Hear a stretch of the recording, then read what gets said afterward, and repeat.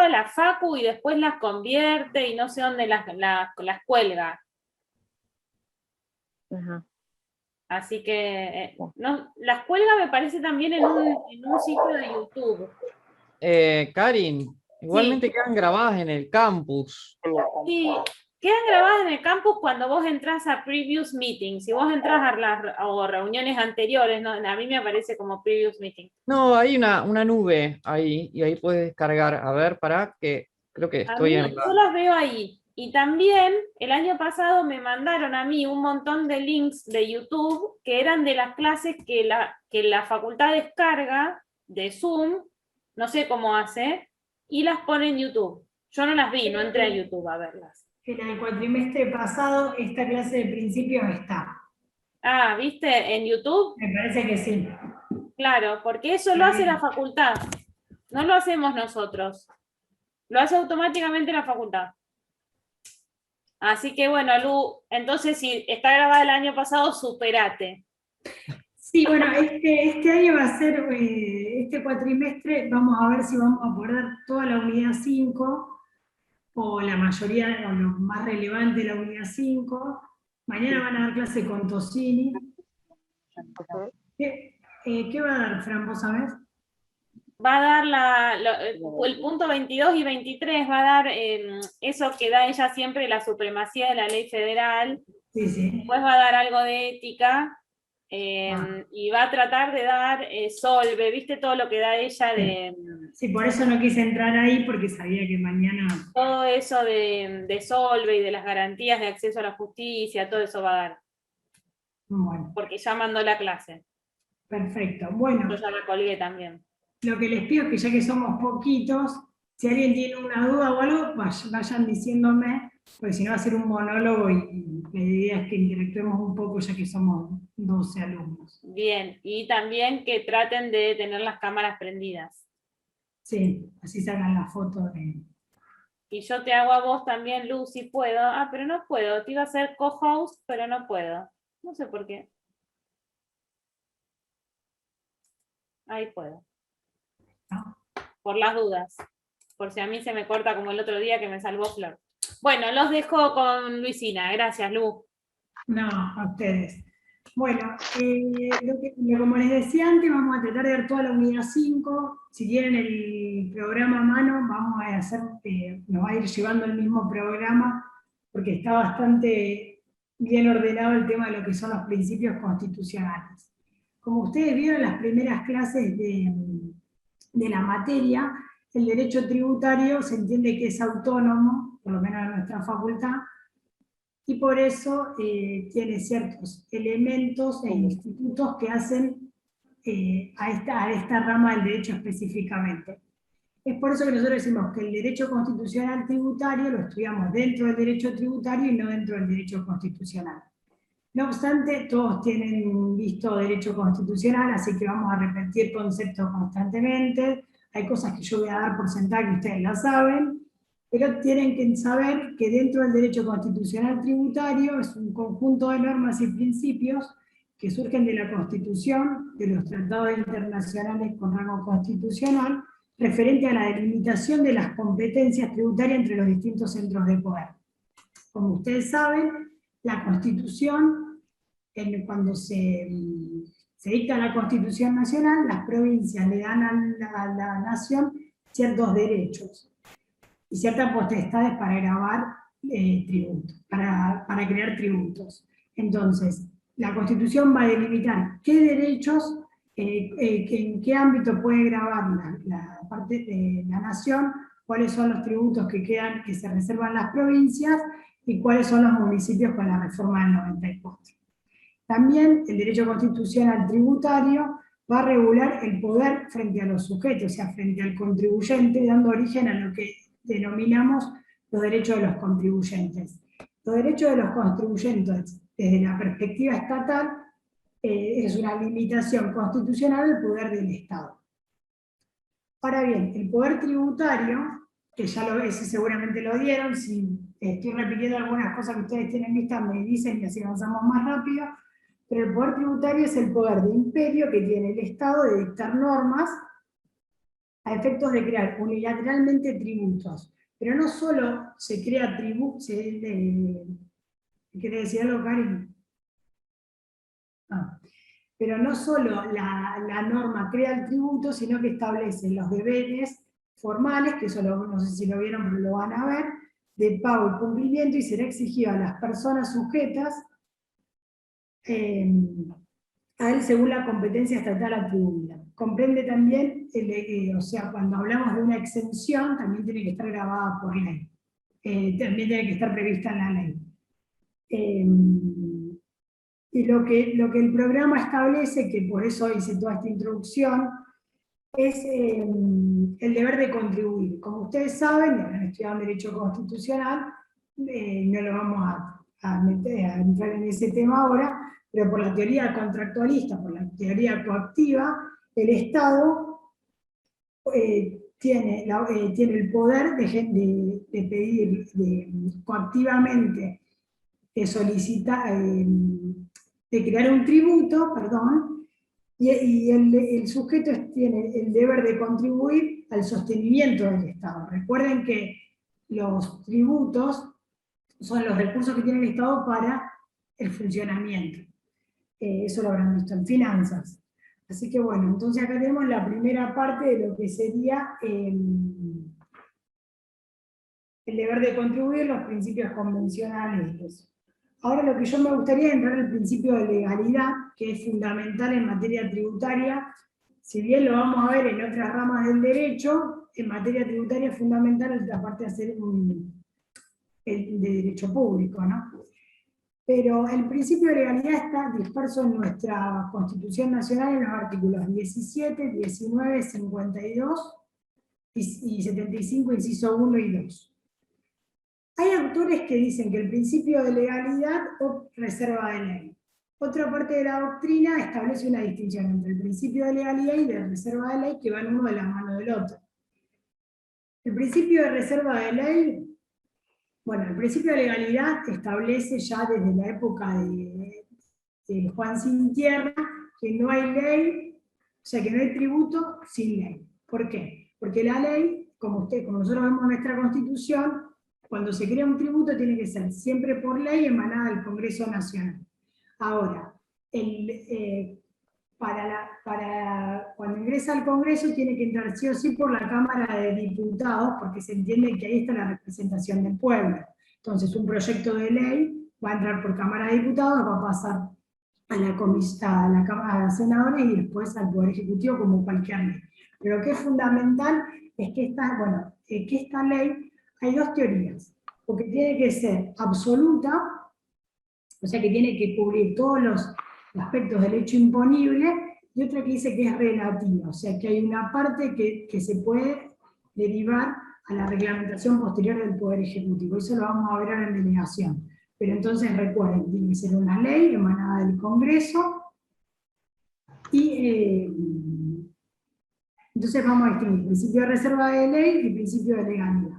El principio de reserva de ley es la regla constitucional de la que los tributos deben ser establecidos por ley y no por otro tipo de normas. Y Giannini dice que es una norma de normación. En cambio, el principio de legalidad establece que debería reservarse para hacer mención a la regla basada en el sistema de separación de poderes. Implica que todo acto administrativo, por ejemplo una reglamentación de AFIP, como algo práctico, debe fundarse en una norma general autorizante a este rango legal. Es lo que decíamos. Si la ley se reserva cierto aspecto para que posteriormente lo regule el Poder Ejecutivo, bueno, tiene que establecer qué aspectos va a regular posteriormente el Poder Ejecutivo. Eso viene de la mano de la delegación. La delegación importa una transferencia de competencia para dictar una norma desde el legislador hacia la administración. Antes de la reforma del 94 no estaba previsto el tema de delegación, pero posteriormente en la reforma del 94 se regula en el artículo 76. Antes de la reforma del 94, lo que nosotros siempre tomamos como caso, como fallo jurisprudencial, es el fallo Delfino del año 27, donde la Corte niega la posibilidad de delegación amplia. O sea, si había una norma y lo que prohíbe, si bien no había una regulación específica en la Constitución, lo que la Corte dice, no puede haber una delegación amplia, no se puede el poder ejecutivo, el poder legislativo delegar a otro poder, que es el principio republicano, a otro poder la creación de una norma. Entonces, sí podrá establecer cuestiones propias de la reglamentación, pero nada del fondo. Por ejemplo, lo que nosotros decimos, una reserva de ley restringida o atenuada es cuando se establecen por ley todos los elementos de derecho imponible y se deja por una posterior reglamentación cuestiones, por ejemplo, de fecha de vencimiento o de forma de recaudación. Después, en el año 94, se contempla, se sanciona el artículo 72, donde se contempla la delegación, que se prohíbe la delegación legislativa y solo se admite de manera excepcional para cuestiones de administración y emergencia, siempre por tiempo determinado y de acuerdo a las bases que fija el Congreso. O sea, el Congreso va a fijar las bases por las cuales se puede el Poder Ejecutivo crear esa norma, pero solo en cuestiones de emergencia y de administración. Luego de la reforma del 94 tenemos el fallo Selcro, lo tengo por acá, no se lo quiero dejar de decir, donde se establecen las mismas cuestiones de delegación. Entonces acuérdense que de delegación tenemos, lo repito porque generalmente se toman fallos en lo que es principios, el FINO del 2027 y el fallo Selcro del 2003, posterior a la reforma del 94. Ahora en cuanto a los decretos de necesidad y urgencia. Como ustedes saben, los decretos de necesidad y urgencia están prohibidos para materia penal, tributaria, electoral o de régimen de partidos políticos. Nosotros, los DNU están previstos en el artículo 99, inciso 3, y son actos dictados por el Poder Ejecutivo por propia iniciativa en situaciones extraordinarias, como está pasando ahora con el tema del coronavirus, a los que las normas constitucionales otorgan fuerza de ley bajo ratificación posterior del Poder Legislativo. Ahora bien, nosotros, a este artículo se incorpora en el 94. Antes del 94 no estaba previsto el tema de las materias donde podía aplicarse los DNU, pero en el 95 tenemos el fallo del Videoclub Dreams del año 95, que empieza anterior a la reforma, donde se discutía si se podía crear por un decreto de necesidad y urgencia, estaba grabado el tema de los cines y se quería incluir a lo que eran los videoclubs. Entonces, sería por analogía, ustedes saben que en el derecho tributario la analogía está prohibida, entonces en el Videoclub Dream se establece que no se podrá por decreto crear un impuesto, porque al hacer una analogía uno está creando un impuesto nuevo. El fallo Videoclub Dreams, acuérdense del 95. Para la creación de un DNU, la Constitución establece que es por una circunstancia excepcional que no se trate de normas que regulen en materia penal, tributaria, electoral o de régimen de partidos políticos, que es un acuerdo general de ministros refrendados del jefe de gabinete. O sea, el Poder Ejecutivo crea el DNU, tiene que estar firmado por todos los ministros y luego refrendado por ese jefe de gabinete, que deberá personalmente presentarlo a la comisión bicameral permanente, y esa comisión dentro de la legislatura deberá elevarlo a cada cámara y se deberá aprobar por mayoría absoluta, creando así una ley. Si no, tiene que olvidar ese decreto.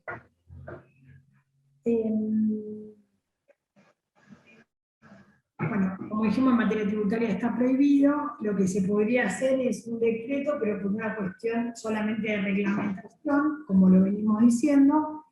Y lo que es importante en materia tributaria es el tema de la retroactividad. La Constitución solo habla de la prohibición de retroactividad. ¿Saben lo que es la retroactividad, no? Hagan una cara, chicos, porque están todos. Ahora voy a poner en blanco. Sí. Bueno, el tema de retroactividad es cuando una ley nueva tiene efectos para atrás, o sea, retroactivamente en el tiempo. Lo que se establece por la Constitución es que únicamente va a estar prohibida la retroactividad en materia penal. Esto nos implica a nosotros en el tema de lo que es penal tributario. No sé, como ustedes saben, nosotros tenemos una ley de penal tributario que fue modificada en el 2007, y solo se podrá aplicar para los casos retroactivamente si esta es más benigna. Eso lo saben de derecho penal. Entonces, lo que establece, lo que dice la doctrina es que nunca se habla en la Constitución de que no se podría aplicar la retroactividad en materia tributaria. Ahora bien, hay ciertos derechos adquiridos que si nosotros aplicamos retroactivamente una ley quedarían vulnerados. Por ejemplo, y por una cuestión de seguridad jurídica, lo que hace el principio de legalidad, el precepto fundamental es que tiene que haber una ley anterior a que yo genere un hecho imponible, que cuando se genera ese hecho imponible en el mundo fenoménico está grabado. Si yo realicé un hecho imponible hace un mes atrás y ahora me aplican sancionan una ley nueva con efecto retroactivo, y yo no sabía que ese hecho imponible estaba grabado, no me pueden generar para atrás un efecto. Eso por un lado. Por otro lado, el principio de capacidad contributiva. Si yo, bueno, es un principio que vamos a ver en posterior, pero el principio de capacidad contributiva estaría vulnerado porque si yo al momento de la realización del hecho no tenía la capacidad y posteriormente sí, bueno, está generando un efecto para atrás que no correspondería.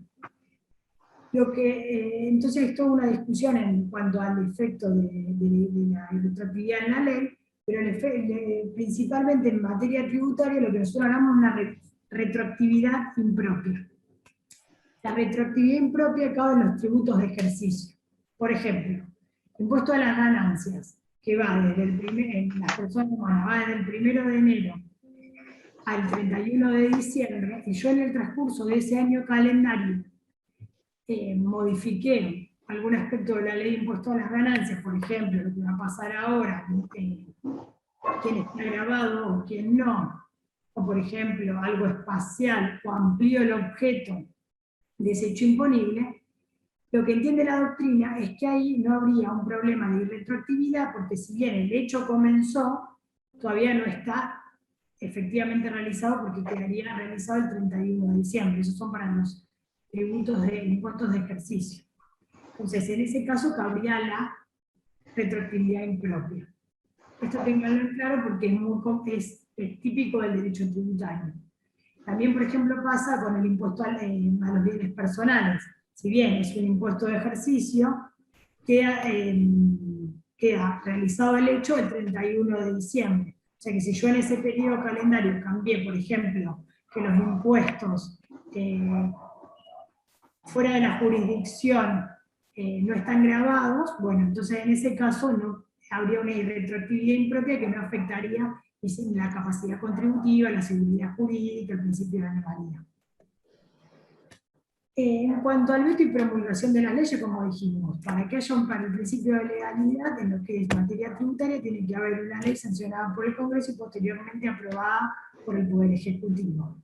Lo que se discute es si hay un veto del Poder Ejecutivo parcial.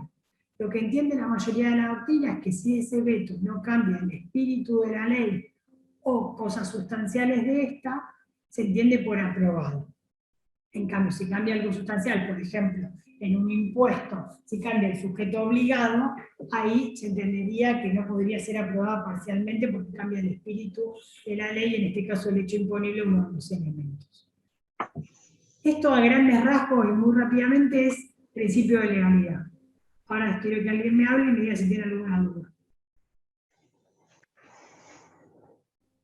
Ahí. ¿Seguimos?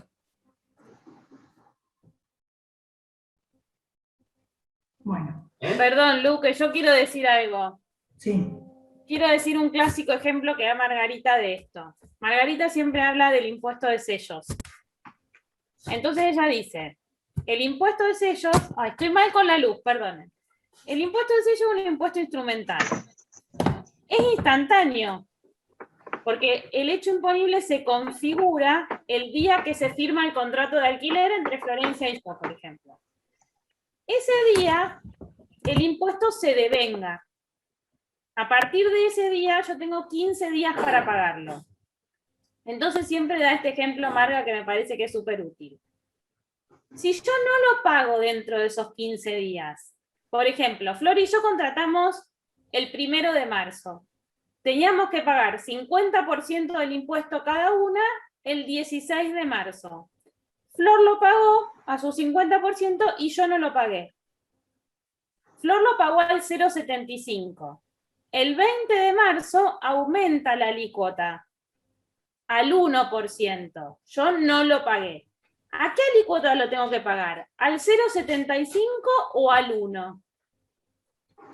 0,75. Al 0,75.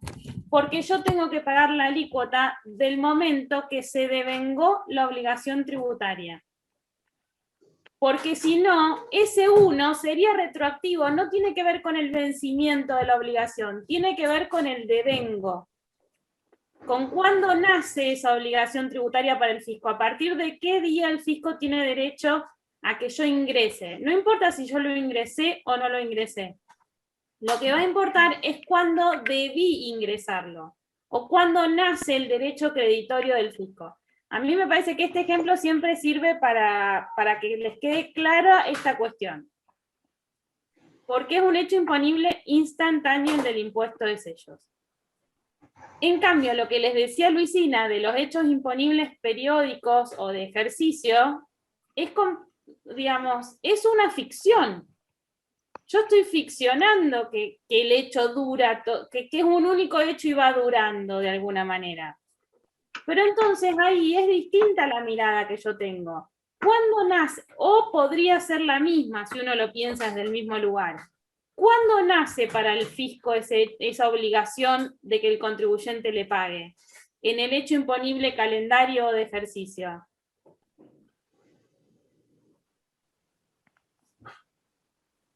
No vieron impuesto a las ganancias, pero vieron tipo de Claro, impuesto. bueno, ganancias, bienes personales. El fisco recién va a considerar cumplido, o sea, o la ley, mejor dicho, considera que el hecho imponible se perfecciona cuando ocurre el periodo, cuando termina de transcurrir ese periodo. El 31 de diciembre. El 31 de diciembre. Podrá ser el 31 de diciembre para persona física, podrá ser el año fiscal que corresponda o el año, digamos, el ejercicio fiscal que corresponda para una persona jurídica. Entonces, ahí, si la alícuota se modifica durante el periodo, ¿qué va a pasar? ¿Va a seguir siendo retroactivo? Antes del periodo del 31 de diciembre, sí. Antes del 31 de diciembre. Sí. Yo vengo transcurriendo el periodo fiscal de ganancias. En julio se vota por ley del Congreso que la alícuota de ganancias, en vez de ser del 9 al 35, es del 10 al 50. Y se modifica para ese periodo fiscal en curso. ¿Es retroactivo o no es retroactivo? ¿O es el supuesto que hablamos, que le estaba explicando Luisina, de la retroactividad impropia?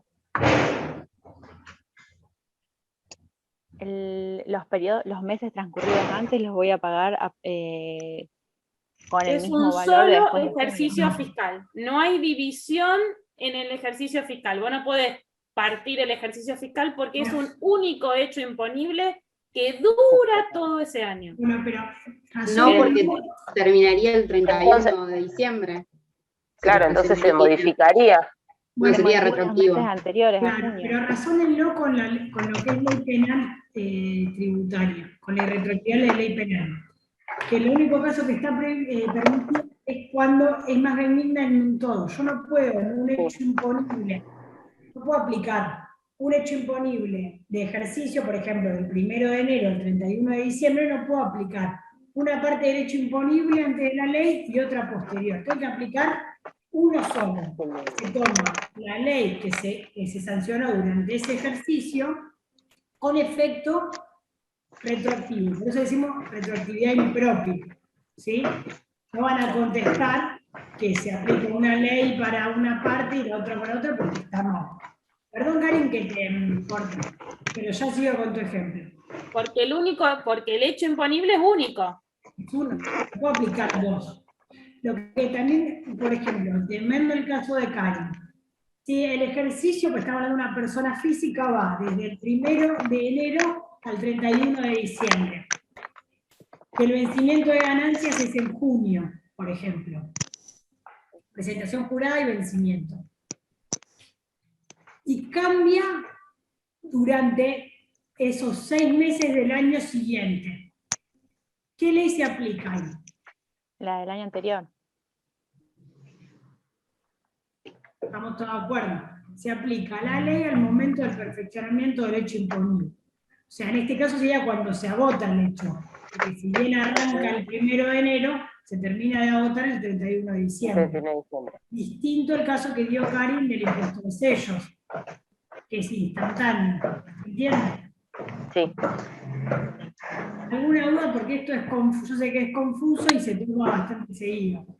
Yo sigo ese ejemplo de Marga de sellos porque me parece que hace bien el distingo entre cuándo nace la obligación y cuándo vence. Que en ganancias también podríamos plantearnos eso, porque en ganancias en realidad la obligación se devenga el 31 de diciembre, pero vence como en abril o en mayo. Claro, lo que yo le decía recién. Sí, te escuché. Entonces, ahora, si la alícuota cambia en marzo, ya es otra cosa que si la alícuota cambia durante el periodo fiscal en curso. Claro. Acá lo importante es el periodo fiscal en curso. Y eso es lo que hay que atender, al periodo fiscal en curso. Perdón, Luisi, por la No, yo lo iba a ir diciendo porque yo sé que es un tema confuso y es propio de derecho tributario. ¿Alguna duda de qué es la legalidad? ¿Se entendió bien lo que es retroactividad? Retroactividad impropia. Yo no entendí el ejemplo de ganancias. Porque es así, ustedes cuando vieron la declasificación de impuestos, ustedes tienen impuestos instantáneos que se votan en un solo hecho, como es el caso de impuestos de sellos. Yo voy, firmo un instrumento y se nace, acaece el hecho imponible. Después tenemos impuestos de ejercicio que no se agotan en un solo acto. Es como que se van produciendo, es como dice Karen, se va creando una ficción donde ese hecho se va produciendo durante un cierto periodo. En el caso de ganancias, las personas humanas va desde el 1 de enero al 31 de diciembre. Como ganancias, no para explicar el impuesto, sino para que ustedes entiendan más o menos. Por ejemplo, en bienes personales también se toma la fotografía el 31 de diciembre, pero es un impuesto de ejercicio, que decimos nosotros. Ahora bien, si a mí la ley, vamos a tomar ganancias, la ley del impuesto a las ganancias cambia durante ese ejercicio, o sea, durante ese periodo que dura el hecho imponible, donde está transitándose el hecho, pero todavía no ha generado todos los efectos, todavía no ha acaecido, aplico una retroactividad impropia, porque voy para atrás en los efectos con la nueva ley. Por ejemplo, lo que decíamos antes, si la ley cambia en abril, los efectos van a ir retroactivamente al 1 de enero cuando empezó a...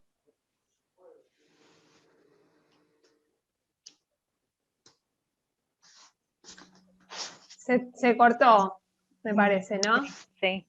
Sí, se cortó.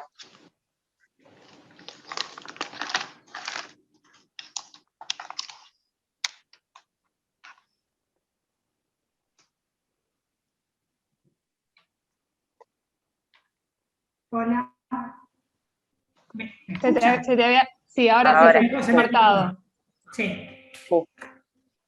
Entonces, si la ley cambia durante ese periodo, durante ese ejercicio, aplico los efectos al momento que inició ese ejercicio. Por ejemplo, el 1 de enero. Sí. Lo que distingue, Karin, es, nosotros, ustedes, no sé si lo vieron, si no lo vamos viendo entre todos, es, vos tenés el hecho imponible. El hecho imponible se produce todos los efectos. En el mundo fenoménico dicen cuando se cumplen todos los elementos del hecho. Subjetivo, objetivo, territorial y espacial. Espacial y temporal. Eso no implica, eso no tiene nada que ver con el momento del vencimiento del impuesto.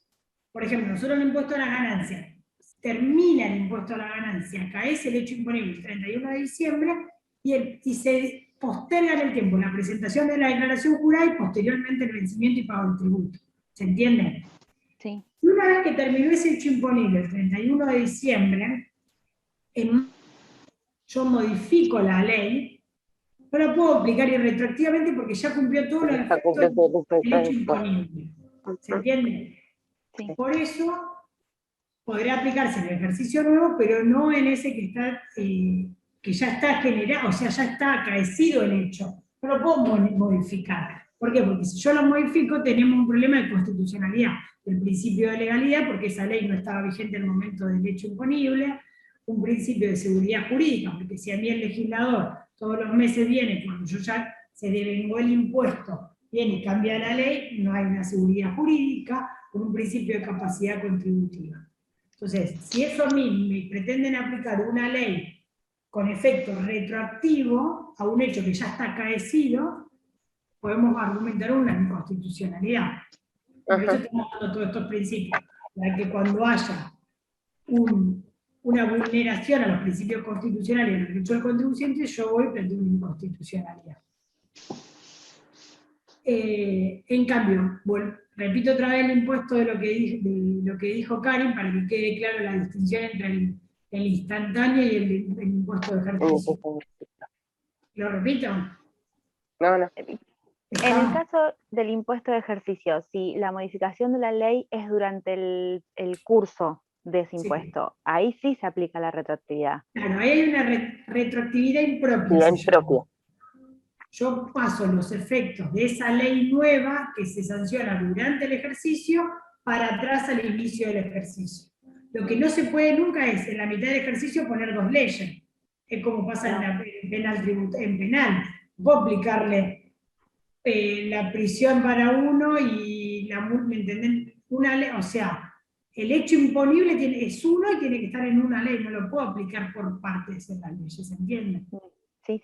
Y no tiene nada que ver en que una ley sea más benigna que la otra, como sí pasa en lo penal. No. Porque generalmente son más gravosas, es un impuesto para pagar de menos, básicamente. Una pregunta. Sí. Una pregunta. Ahora, por ejemplo, que se está debatiendo ganancia, bueno, lo más probable es que salga. En este caso, durante este periodo que está en ejercicio, o sea, el que comenzó el 1 de enero, si se llega a sancionar esta modificación, y se va a aplicar una retroactividad impropia. Sí. Está bien. Para ver si lo entendí. O sea, sí, por eso siempre damos ganancia, porque siempre damos la clase para esta fecha, y para esta fecha siempre está en discusión ganancia. Inclusive, el proyecto de ganancias lo dice expresamente. Dice que se va a aplicar desde el 1 de enero. De enero. También el proyecto de modificación de los montos del monotributo.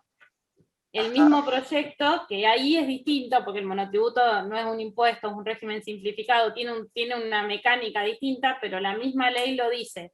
Eso no es bueno desde el punto de vista de la técnica legislativa, porque la ley no debería decir que va a regir desde antes de su vigencia. ¿Lo entienden eso? Sí. Pero está así en el proyecto. En ambos proyectos está la aplicación desde el 1 de enero. Perfecto. Del 1 de enero de este año sería. Claro.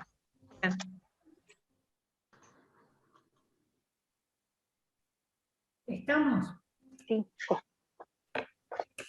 Pregunten porque siempre hay un práctico de esto.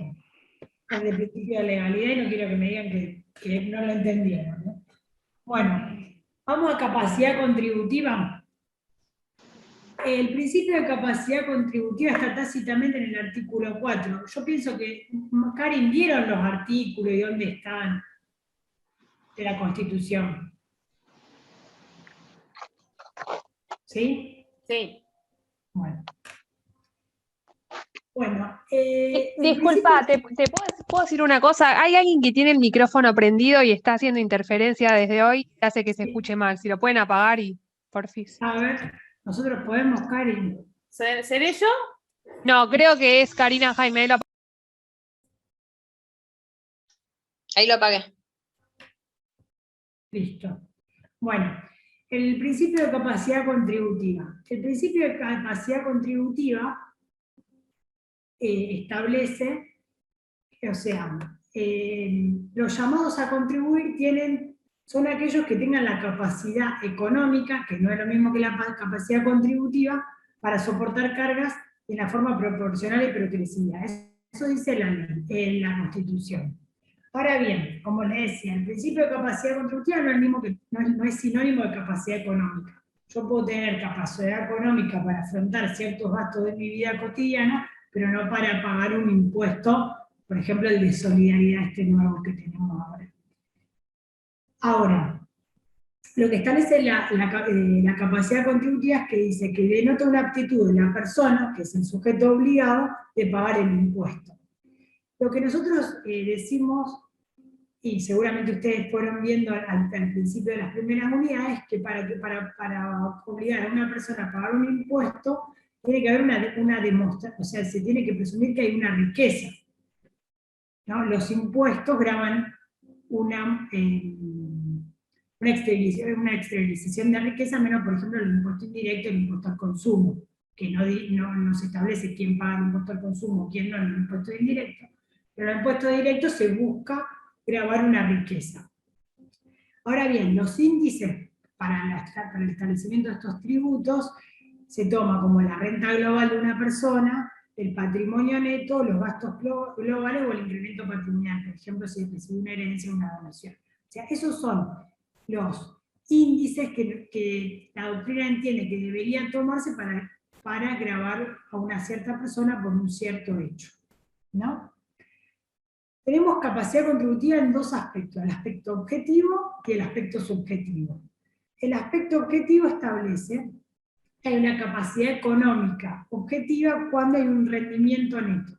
Por ejemplo, en el impuesto a las ganancias nosotros vamos a tener un rendimiento neto en el impuesto a la ganancia que se graba la renta, vamos a tener dentro de lo que gana una persona vamos a hacer las deducciones. Por ejemplo, para las personas humanas, el colegio de los chicos, o sea, ciertos gastos que son necesarios para la vida y el desenvolvimiento de esa familia, o de esa persona, sí, una persona soltera.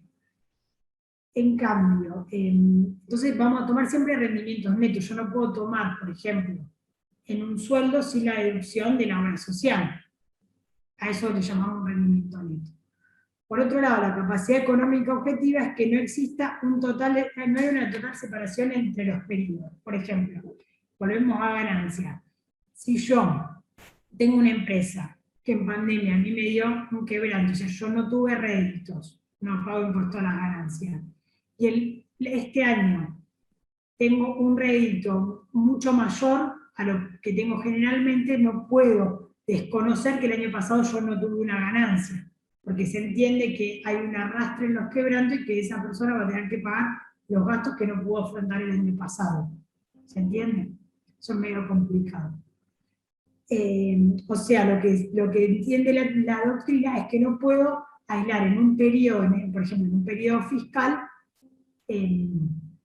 totalmente, o sea, no puedo tomar un periodo fiscal sin conocer la socioeconomía del contribuyente. Por ejemplo, en este caso de la pandemia, bueno, tuvo un quebranto, no va a pagar, pero posteriormente tiene un crecimiento de la renta, bueno, tengo que tener en cuenta que el año pasado no tuvo ganancias, ¿se entiende? Porque se busca gravar a la renta real, no algo ficticio.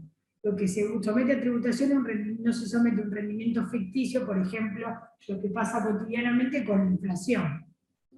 Sí, claro, si nosotros no tomamos el ajuste por inflación, vamos a ver que a principio de año un jean, por ejemplo, le costaba a una empresa 50 pesos, y tenía una ganancia de 10 pesos, pero ahora va a tener una ganancia de 30 por la devaluación que hubo. Entonces yo tengo que tomar ese ajuste por inflación para que realmente haya una renta real y no ficticia. El tema de ajuste por inflación es importante en capacidad contributiva por el fallo Candy. Ese lo tienen visto un millón de veces, entiendo, del año 2009, donde estaba suspendido el ajuste por inflación, el impuesto a las ganancias, y la Corte entiende que si de no aplicarse el ajuste por inflación, se afectaba la capacidad contributiva en este caso Candy, por desconocer la realidad económica. Capacidad contributiva, bueno, eso es la capacidad económica objetiva. Entonces, acuérdense, el rendimiento neto, de que no exista una total separación entre los periodos y que no se someta a tributación un rendimiento ficticio. La capacidad económica subjetiva, lo que entiende la doctrina, es que va a depender del costo de vida de una persona, o sea, va a depender de cada familia y cada realidad.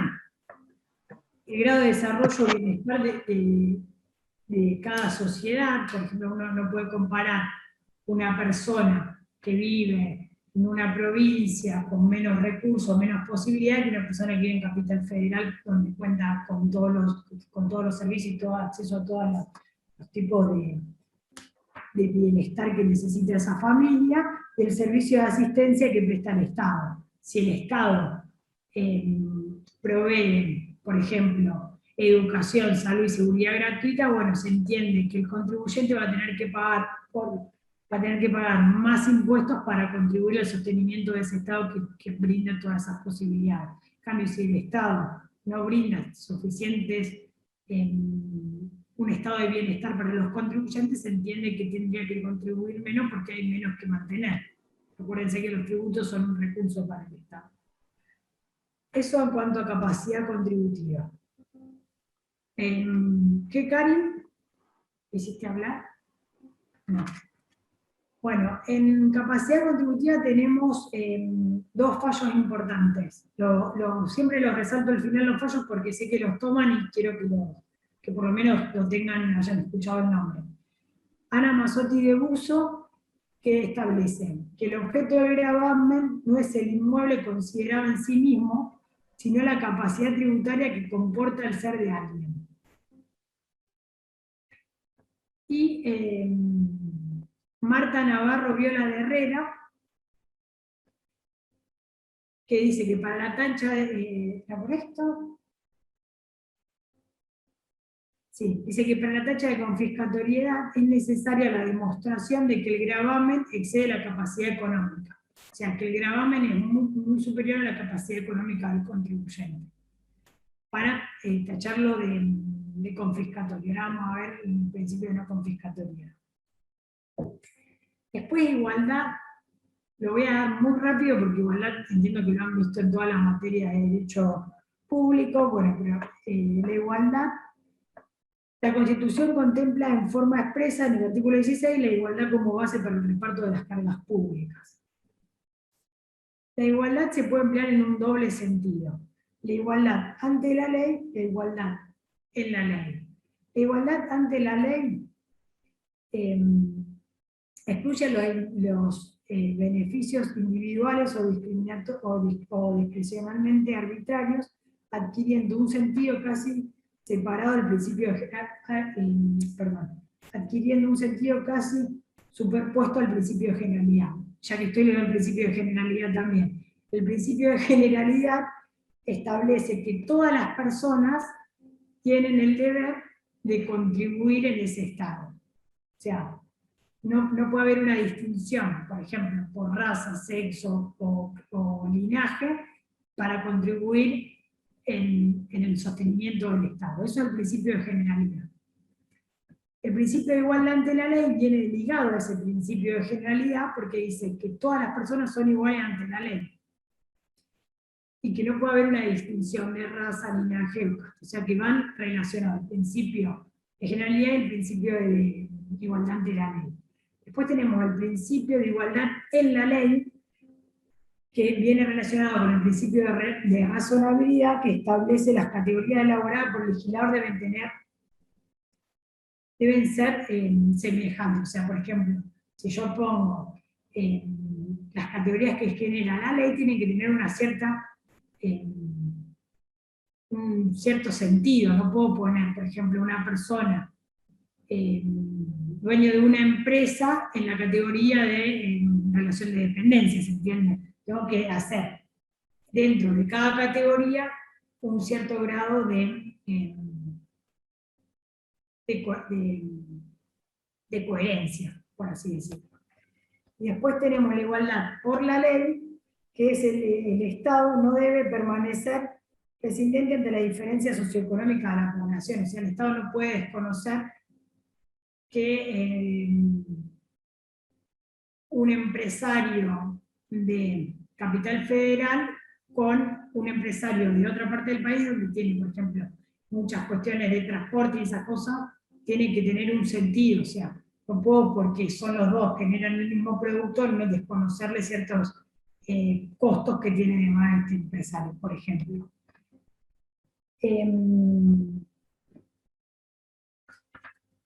No sé si querés decir algo más, Karin, de igualdad. No, lo que es una nuez, que eso lo habrán dado en digamos, Constitución. como que el límite acá es la arbitrariedad.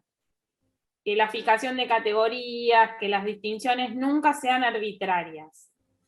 Es como el parámetro que uno puede usar para analizar si este principio se cumple o no. Claro. Ese fallo, hay un fallo conocido de unos Stutz, don Eugenio Díaz Vélez, ¿no? Una nuez. Que había una diferenciación entre los caballos de carrera y los caballos que no eran de carrera. Y entonces ahí se ve que hay un criterio, o sea, el criterio tiene que ser no arbitrario. Tiene la diferencia que busca la ley, obviamente es una cuestión de política legislativa, pero esa política legislativa no debe obedecer a criterios arbitrarios, tienen que ser parámetros objetivos, concretos. Eso creo que es, digamos, la línea como es la línea jurisprudencial y es la línea doctrinaria para establecer un criterio. ¿Cuál es el criterio? Que no sea arbitrario y que sea objetivo y se establezca claramente, que haya un motivo para esa distinción. Porque sí, ustedes podrían decir, ¿por qué casados y solteros tributan distinto? Y bueno, porque son casados y porque son solteros. Hay una distinción, hay una clara distinción. ¿No? ¿Residentes o no residentes? ¿Se justifica la diferencia entre la tributación del residente y no residente? Y sí, son distintos. Uno reside, otro no reside.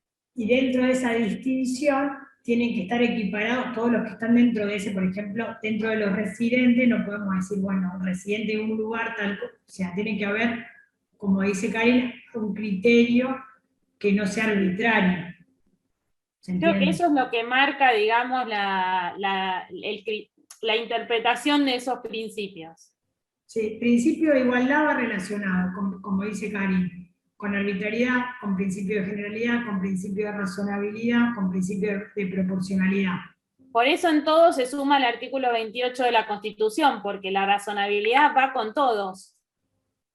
Exactamente. Esa construcción, digamos, el hecho de que la capacidad contributiva o algunos principios no estén expresos y estén implícitos en esa construcción implícita, siempre se suma el 28. Sí. Nada más. Bueno, igualdad va bien, igualdad lo dimos rápido porque no tiene que haber en toda la facultad. Pero bueno, quiero entrar en el principio de no confiscatoriedad, que es el que más me gusta.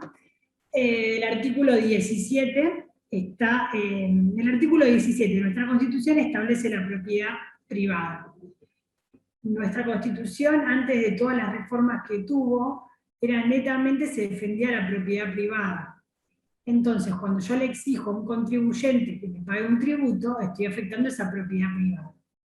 El principio de no confiscatoriedad viene a establecer un límite a esa afectación de la propiedad privada, para que no devenga inconstitucional, ¿se entiende?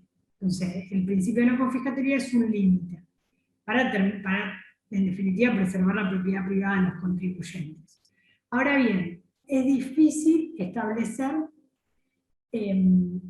un límite cuantitativo. Si bien nuestra Corte en una construcción pretoriana ha establecido en ciertos fallos, y no sé si ustedes serán muy chicos, bueno, cuando fue el tema de las retenciones de las hojas, creo que fue en ese momento, se establecía que era superior al 33%, y que era confiscatorio. Lo que yo quiero que quede bien en claro del principio de no confiscatoriedad es que si bien la Corte en una construcción pretoriana ha establecido ciertos porcentajes, como en ese caso se toma el 33%, no hay un límite cuantitativo para que haya una confiscatoriedad.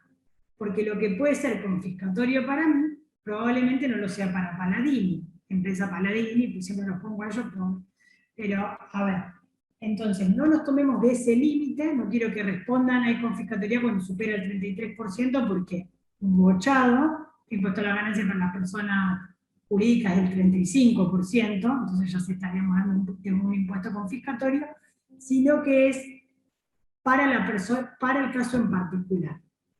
El principio de confiscatoriedad solo se puede atacar probando que para el contribuyente es confiscatorio, o sea, es una cuestión de prueba. También acá tenemos el fallo Cardi.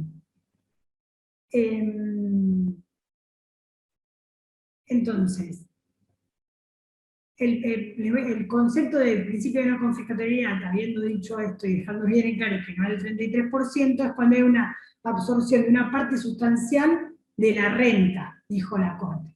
Entonces, cuando hay una absorción sustancial de la renta, ahí el impuesto o los impuestos a ver pueden devenir en confiscatorios. Caso en particular para el que hubo fallos de la Corte donde se habla de la confiscatoría. Por ejemplo, contribución de mejoras. Lo que establece la Corte en un fallo, que no recuerdo el nombre, pero es el de la autopista que va de La Plata a Avellaneda, dice que esa autopista genera un beneficio no solo para la gente que se le tuvo que expropiar la tierra y para los vecinos, sino para la sociedad toda. Entonces ahí no podemos establecer una contribución de menoras superior al beneficio que le está dando a ese particular que está pagando esa contribución. ¿Se entiende? Después otro ámbito fue la contribución de mejoras y el ámbito de aplicación. Volvemos a la distinción de los impuestos, directos o indirectos. Lo que yo no quiero es, ustedes como sabrán, la traslación de impuestos. Alguien con la cabeza si sabe que estamos hablando o vamos a traslación. ¿Saben lo que es la traslación de impuestos? Por ejemplo, en el IVA. El último que lo paga es el consumidor. Ahí está trasladado el impuesto al último escalón de la cadena, que es el consumidor. Lo que originariamente se decía que los impuestos indirectos se trasladaban y los directos no. Hoy en día está comprobado que una persona puede trasladar, un contribuyente, puede trasladar el impuesto directo en el precio. Entonces, lo que tiene que demostrar el contribuyente cuando intenta que ese impuesto, o cuando pretende que se declare inconstitucional ese impuesto porque le viene confiscatorio, es establecer que no ha trasladado ese impuesto. O sea, tiene que probar que ese impuesto no lo trasladó, sea un impuesto directo o un impuesto indirecto, porque puede decir, por ejemplo, que no trasladó el impuesto indirecto porque incluir ese impuesto en el precio le perdía competitividad. Todo eso lo tiene que probar en un juicio. Y lo que establece la Corte, y ya lo establecía Alberdi, es la intangibilidad del capital. O sea, si yo quiero grabar, por ejemplo, un inmueble con un impuesto inmobiliario, yo no puedo pretender que el contribuyente tenga que vender una parte de la casa, vender la casa para pagar el impuesto inmobiliario. ¿Se entiende? Entonces, lo único que puede afectar el impuesto es la renta, nunca el capital. Si nosotros afectamos el capital, ese contribuyente en no muchos años no va a poder pagar más el impuesto y se extinguiría la parte económica. Entonces, lo que busca el impuesto siempre es gravar la renta. Paréntesis, los impuestos parafiscales obviamente no tienen en cuenta este criterio de renta y capital, sino que lo que se busca es saltar una situación económica, por ejemplo, con los cigarrillos. Tienen muchísimo impuesto porque lo que se busca es saltar que la gente fume, ¿se entiende? Eso lo vieron, creo, los impuestos para fiscales. Pero bueno, eso hay que hacer un paréntesis. ¿Qué más les quería decir de no confiscatoriedad? Bueno, vamos a ver el tema de cuándo un impuesto deviene confiscatorio. Por ejemplo, para una persona un impuesto puede ser confiscatorio uno solo o la suma de todos. Y acá va a depender. Si son todos impuestos, por ejemplo, nacionales o provinciales los que paga el contribuyente, que no existiría en nuestro sistema federal, pero por ejemplo, que sea el caso, lo que se puede dar es que se suprima el último impuesto, porque se entiende que el que se agregó que vino toda la masa confiscatoria, o se haría una suma de todos los impuestos y se haría una parte proporcional a la que viene confiscatoria. La doctrina entiende que esta es la teoría más justa, porque si yo a una persona, porque una cantidad de impuestos le vino confiscatoria y le saco todos los impuestos, es injusto para el que está pagando. Entonces lo que se hace es proporcionalmente bajar lo que le genera, lo que implicaría una confiscatoria para ese contribuyente. Esa es la teoría. Después, ¿alguien quiere hablar? No. Cuando, por ejemplo, sumamos impuestos provinciales, municipales, tributos, municipales, provinciales y nacionales, se entiende que debería restarse en proporción en cada escalón del Estado el impuesto, porque, por ejemplo, no podemos suprimir todos los impuestos provinciales o todos los impuestos nacionales porque se afectaría una de las jurisdicciones. Eso en cuanto a el criterio que se toma cuando un impuesto viene confiscatorio, cómo se hace para regresar al Estado constitucional, digamos, de alguna manera. En cuanto a las tasas, hubo una cierta... la Corte fue variando en el criterio de entender lo que era confiscatoriedad de una tasa. Lo que se entiende es que las tasas no son confiscatorias en un principio, porque como ustedes lo vieron, este tipo de tributos es el pago de un precio contra una prestación.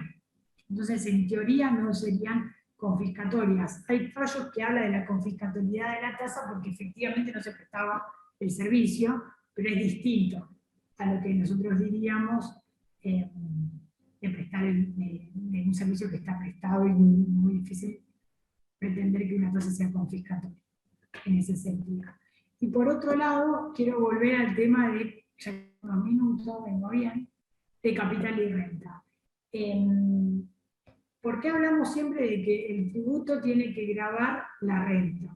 Viene de la mano con el principio de capacidad contributiva. O sea, hay capacidad contributiva por ejemplo, si el legislador entiende que una cierta exteriorización de un hecho, se presume que hay una capacidad contributiva. La grava. Cuando para una persona, para un contribuyente viene confiscatorio, tiene que probar, como dijimos, la confiscatoria en los impuestos a los inmuebles, como veníamos viendo en el impuesto inmobiliario. Hay fallos viejos de la Corte que establecen que, por ejemplo, lo que pasaba en mínima resulta. Si yo tengo un campo y no lo trabajo porque no quiero o porque no lo sé trabajar, yo no puedo pretender decir que el impuesto, que la ganancia mínima presunta o el impuesto rural me generan una confiscatoria porque el legislador, porque la Corte entiende que tiene que tomarse o sea, lo que se entiende que rendiría o el rendimiento que daría ese inmueble si se está utilizado como si fuera el buen hombre de negocios, pero en el caso de un inmueble, de la productividad de un inmueble. Yo no puedo decir que, por ejemplo, tengo el campo y no lo trabajo y le puedo decir, no, a mí me genera una confiscatoria. No, la Corte entiende que hay que tener en cuenta cómo que la rentabilidad que generaría ese campo si fuera administrado por una administración promedio. ¿Se entiende? Creo que ahí a los saltos vimos todos los Sí, principios que no, tiene. yo lo que quería decir es que esto está súper de moda. Porque con esto del aporte extraordinario, los tributaristas, los no tributaristas, los contadores y todo el mundo opina si el aporte extraordinario es confiscatorio o no es confiscatorio. Entonces, todo esto que está diciendo Luisina es lo que digamos, lo que los tributaristas están estudiando hace un montón y ahora todo el mundo se mete y... Bueno, a mí me parece que el tema del impuesto a la solidaridad o de la contribución solidaria esta que pretenden, podemos atravesar todos los principios que dimos hoy a un modo de trabajo práctico rápido. Por ejemplo, Exacto, principio de legalidad. eso es lo que te iba a decir. Sí, Que podemos hacer el trabajo.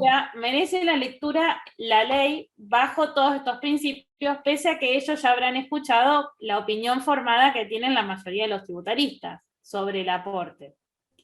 Pero viene bien para verlo en la actualidad y también viene bien para cuando uno recibe una consulta y el cliente te dice, pero es confiscatorio. Y bueno, y a ver, ¿y cómo lo demostramos que es confiscatorio? ¿Qué es lo confiscatorio?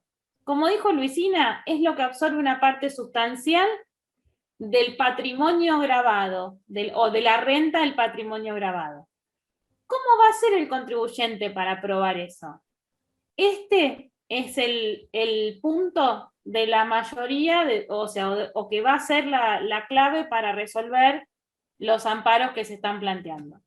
Hasta ahora salieron 2 cautelares a favor, una en contra, pero piensen que es muy difícil acreditar prima facie la confiscatoriedad.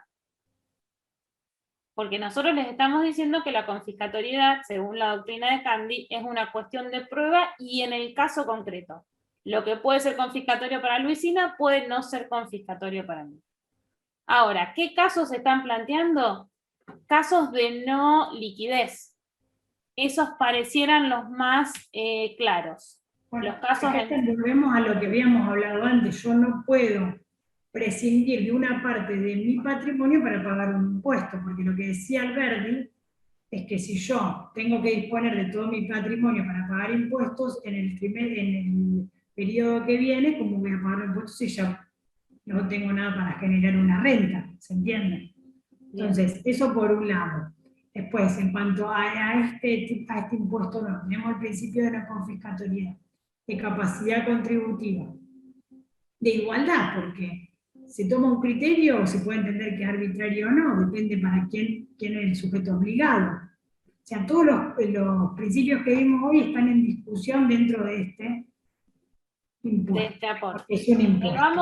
Les vamos a pasar la ley y Gabriela escribió 2 artículos muy interesantes para que ellos puedan realmente poner en el caso concreto todos los principios que estuvo Luisina desarrollando, porque este aporte nos da el caso práctico perfecto. Sí. La verdad es que nos da el caso práctico perfecto. Para mí con esto estamos, Luisi. No sé si tienen alguna pregunta. Preguntarles si anotaron los fallos. Después hay un montón de fallos en el Drive. Sí. Pero bueno, quiero que tengan aunque sea los nombres para identificar con cada principio, porque también un año habíamos hecho un trabajo práctico que relacionaba casos y principios. ¿Alguna duda? ¿Me repetís los de la no confiscatoriedad, por favor? No confiscatoriedad está Candy, es el únicamente. Sí, se escribe así Candy, como un caramelo, Candy. Caramelo. Gracias. Y también de ganancia mínima presunta siempre dábamos Hermitage, que era el Hotel Hermitage de Mar del Plata, que le iba re mal, pero como su patrimonio era importante, a pesar de no tener renta, tenía ganancia mínima presunta porque tenía un patrimonio importante, pero no obtenía la ganancia mínima presunta que la ley justamente presumía.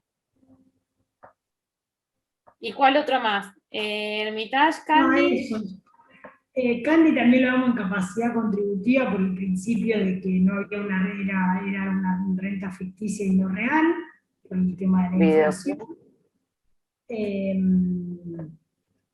Y los de No. legalidad, los clásicos, Video Club Dreams, Sí, Video Club Dreams, Delfín. Velcro, Delfino, ¿cuál? Delfino, para que te digo la fecha.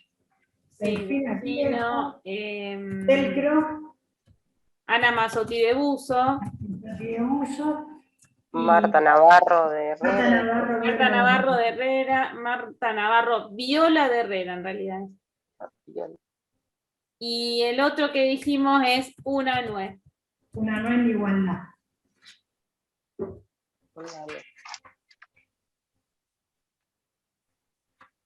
No me acuerdo si nombramos algún otro. Si tengo alguno anotado. Puse Video Club. Es Video Club. Me parece que lo dieron en finanzas seguro. Sí. Y una nueva También en- está este nuevo que es Festival de Doma y Folclore. ¿Te acordás, Lu? Sí. Festival de Doma y Folclore es muy bueno. Y también es, hoy otra vez puse cualquier cosa. Y también es muy bueno de capacidad contributiva de legalidad camaronera. Camaronera, que es nuevo, relativamente nuevo. Camaronera patagónica. Y bueno, y después... Si no ustedes me- leen Camaronera, por ejemplo, es como estudiar de un libro el principio de legalidad. Lo explica perfecto. Estaría bueno que lo estudien con los artículos que leí de la Constitución, porque recuerden que tenemos tratados internacionales para la doctora Tosini, que le gusta, que tienen jerarquía constitucional, y hay algunos que establecen estos principios que nosotros estuvimos viendo. por Eso ejemplo, lo va a dar el mañana. Eso lo va a dar mañana. Bueno, Da no. todo lo de los tratados, lo del plazo razonable que deviene de los tratados, todas las garantías de los tratados, eso lo da mañana. Una pequeña pregunta.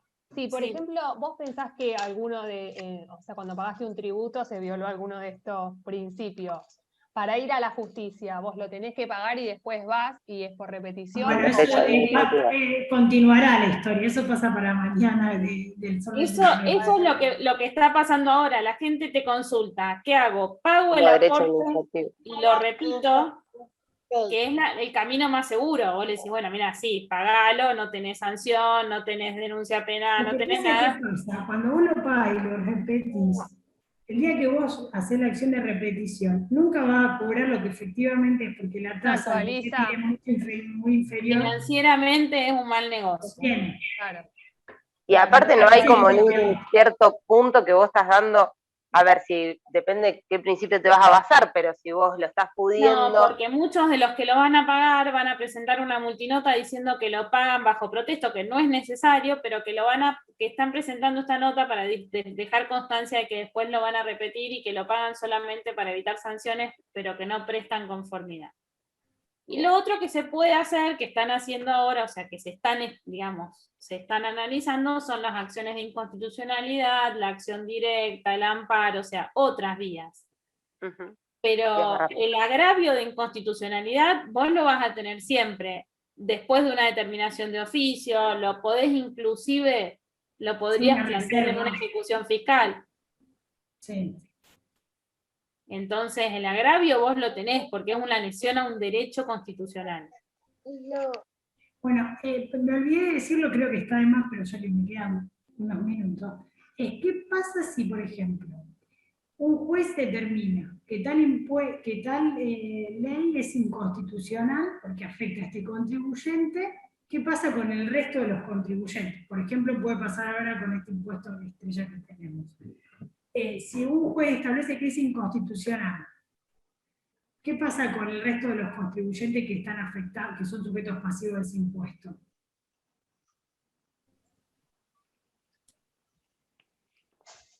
Control de convencionalidad no dimos ahí. No los beneficia, claramente. ¿Se entiende? Es para el caso concreto. Es para el caso concreto. Exacto. Puede servir como vaso, como alegato, pero no. Exacto. Por eso, o sea, justamente hasta ahora las dos cautelares, porque no se resolvieron, no está resuelto el fondo, obviamente, en ninguno de los amparos. Las dos cautelares parecieran situaciones no tan extraordinarias, si bien hay una que es de un residente del exterior, pero parecieran que no, digamos, fueron otorgadas con un criterio bastante amplio. Entonces eso es como que algunos lo toman como que es positivo para el resto de los contribuyentes, pero no es así. Hay que estar parado en que cada caso debe ser acreditado particularmente, la confiscatoriedad en cada caso. Cuando se pretende declarar un impuesto confiscatorio, como pasó en ese momento con el tema de las retenciones del campo y todo, el problema es la prueba. Porque uno puede entender que de todos los impuestos que nosotros pagamos en este país, la suma de todos esos impuestos puede venir confiscatoria y generalmente no es. Si uno no lo prueba, no se puede... Y además, en el único caso que llegó a la Corte respecto de la sumatoria de impuestos, que fue Gómez Sálzaga, me parece, sí, dijo que no lo había aprobado.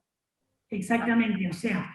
No dijo si era confiscatorio o no era confiscatorio. Exacto, era la sumatoria. Dijo que no estaba ni probado. Dijo que no estaba aprobado.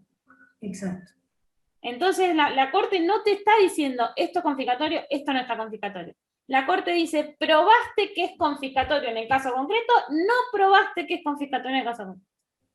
Entonces, todas estas medidas, o sea, todas estas instancias que los contribuyentes van a transitar, junto con nosotros, que queremos que las transiten, van a ser complicadas. Exacto. Van a ser complicadas y van a depender de la prueba. Así que más que nuestro trabajo, es muy importante el trabajo contable, más que el trabajo jurídico, me parece, en este caso. Pero Sí, bueno, vamos a ver qué pasa. Sí, podría virar también por la constitucionalidad en sí del impuesto. Sí, eso también. Sin duda. Pero bueno, les vamos a mandar para que ellos decidan si es constitucional o no es constitucional. Que a ver qué opinan. Bueno. Bueno, gracias, Lu. No, yo estoy... Gracias, no, las cosas porque estoy con una mano todavía. Si no les escribí. Bueno, muchas gracias. Gracias a todos. Chau, chicos. Hasta mañana. Hasta mañana. Chao. Profe, ¿Qué? yo tengo una pregunta que sobre el material de la semana pasada. Sí. La profe había pasado un Power y yo no lo encontré en el campus. ¿El de Tocini? No, el de la profe... No, porque Marga, nosotros no colgamos en el campus eso está en el Drive. ¿Está en el Drive? Sí, está en el Drive, yo lo imprimí. Porque si no el campus se vuelve inmanejable. Bueno, listo. Listo, era solo eso, porque lo quería imprimir y en el campus, justo desde la unidad de participación. No hay nada en el campus. Listo. Así que bueno. Buscalo, si no, la Margarita por mail. Listo, gracias, profe. Gracias, Lu. Muy linda la clase. Felicitaciones.